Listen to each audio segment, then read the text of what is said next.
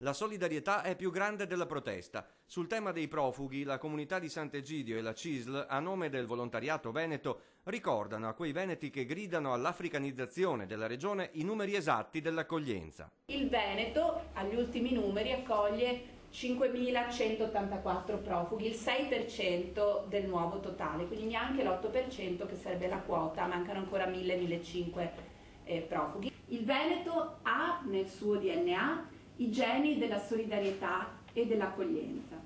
Su una popolazione di più di 5 milioni di abitanti, sottolineano alla Sant'Egidio, i profughi in Veneto sono quindi oggi poco più dell'1 per 1000. Allora perché i rifugiati vengono visti come nemici? Forse per una reale non conoscenza del fenomeno. Noi accogliamo 1 su 1000 abitanti, in Germania 2 su 1000, in Francia 4, in Svezia 14 su 1000.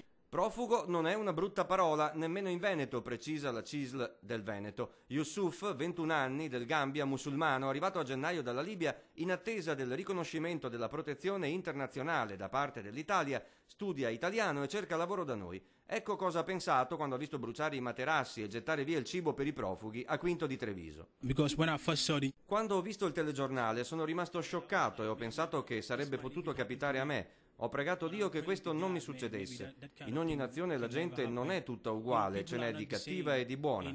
Dobbiamo pregare perché le cose migliorino, perché ci siano buone persone come quelle di Sant'Egidio. Salif, 22 anni, anche lui del Gambia, studia italiano a Padova e gioca a calcio. Vorrebbe poter completare gli studi di informatica interrotti nel suo paese prima della fuga. È stato orribile, ma questa è la vita e la gente non è tutta uguale dappertutto. Posso dire che chi viene qui cerca cibo, una casa e la libertà. La libertà. I veneti non sono più capaci di offrire un bicchiere d'acqua a chi viene da oltremare?